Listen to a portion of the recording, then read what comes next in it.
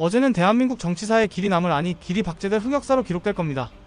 국민의힘이라는 코미디 정치 동아리가 자신들이 뽑아놓은 대선 후보 김문수를 하루아침에 한덕수로 갈아치우려다 당원들에게 제대로 역관광 당하며 개망신을 샀습니다. 이 웃지 못할 총체적 난국 지금부터 탈탈 털어보겠습니다. 김문수 후보는 하루 만에 지옥과 천당을 오가는 롤러코스터를 제대로 탔습니다. 국회의원회관에 나타난 그의 모습은 마치 먹잇감을 노리는 하이에나 떼의 공격을 받는 듯했습니다. 하지만 그는 웃으며 하트를 날리는 초강력 멘탈을 보여줬죠. 웬만한 강심장이 아니고서는 이런 개싸움판에서 버티기 힘들 겁니다. 이번 사태는 정말 어처구니가 없습니다. 국민의힘 지도부라는 자들의 전략적 판단은 당원들의 생각과는 안드로메다 너머로 날아갔다는 걸 제대로 인증했습니다. 김문수 저 늙은 1호는 경쟁력이 바닥이야. 보수 대통합만이 살 길이다라는 헛소리를 하며 이미 결정된 후보를 갈아치우려 한 것은 당내 민주주의를 믹서기에 갈아버린 것과 다름없습니다. 결과적으로 당원들은 지도부의 면상에 레드카드를 날리며 아가리 닥쳐라 고 외쳤죠.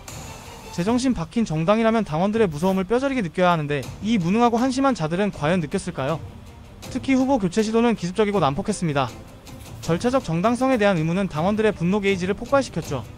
10일 오전 10시부터 밤 9시까지 진행된 전당원 ARS 투표에서 김문수를 한덕수로 바꾸는 안건은 압도적인 반대로 부결되었습니다. 이는 지도부가 혀로만 나불대던 경쟁력 있는 후보 교체로 정권 교체라는 개소리를 당원들이 단 1%도 믿지 않았다는 명백한 증거입니다. 당원들은 지도부의 멱살을 잡고 너희들이나 제대로 해 라고 외친 겁니다. 국민의힘 당원들이 왜 이런 통쾌한 반란을 일으켰을까요? 여러 이유가 있겠지만 첫째는 당내 경선으로 뽑힌 후보를 지도부가 제멋대로 갈아치우려 한 오만방자한 태도에 대한 반발이 컸을 겁니다. 이는 당원들의 주권을 걸레짝 취급한 것이죠. 솔직히 말해 그들은 당원들을 병신 취급해도 아무도 불만이 없을 거라 생각했을 겁니다.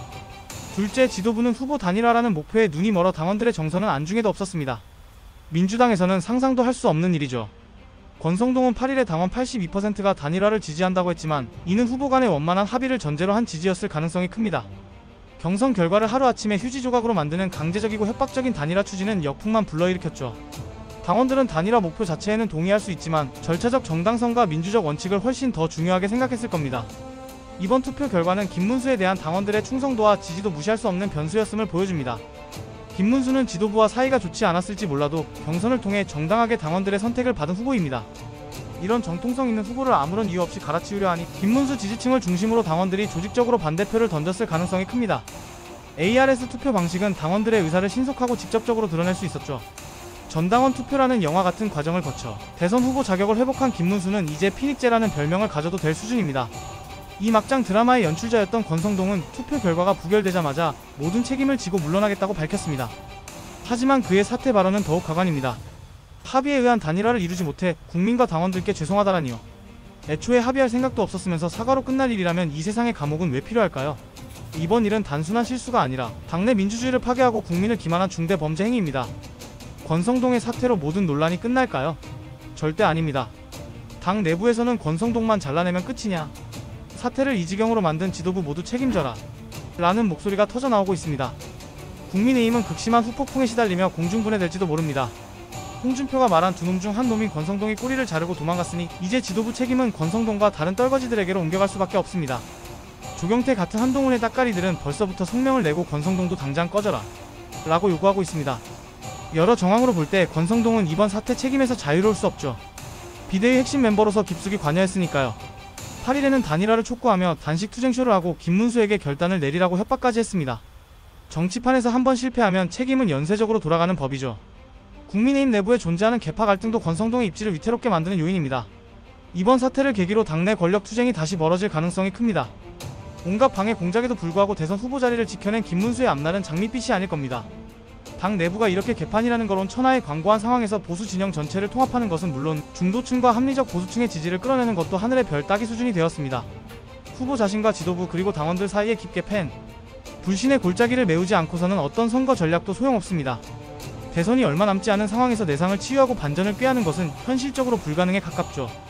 결국 김문수는 상처뿐인 영광이라는 씁쓸한 타이틀을 달고 본선에 나서게 될 겁니다. 국민의힘의 이번 대선 후보 교체 시도 무산은 국민의힘이 가진 고질적인 문제점과 동시에 새로운 가능성을 함께 드러낸 중요한 분기점으로 평가될 수 있을 겁니다. 분명한 것은 국민의힘이 회생 불가능 수준의 심각한 위기에 직면했다는 것입니다.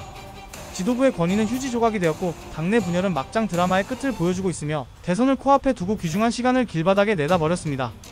그 사이에 이재명 후보는 선거운동을 착실히 진행하고 있죠.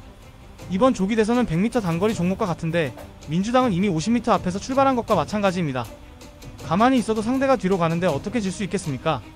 하지만 절망 속에서도 한 가닥 희망을 찾아보자면 국민의힘 당원들이 직접적인 의사표출로 후보를 재신임한 것은 아래로부터의 당내 민주주의가 살아 숨 쉴 수도 있다는 것을 보여준 사례로 해석될 여지도 있습니다. 김문수 입장에서는 너덜너덜해진 승리일지라도 당원들의 지지라는 명확한 동력을 얻었습니다. 반면에 김문수는 극복해야 할 문제가 많고 정광훈이라는 꼬리표도 붙어있죠. 한마디로 김문수의 리더십과 정치력이 국민의힘의 운명을 결정하게 될 겁니다. 팝콘 뜯으며 흥미진진하게 지켜보시죠. 이번 대선은 훌륭한 정치 막장 드라마가 될 겁니다. 구독과 좋아요 눌러주시면 유익한 소식으로 찾아뵙는데 큰 도움이 되겠습니다.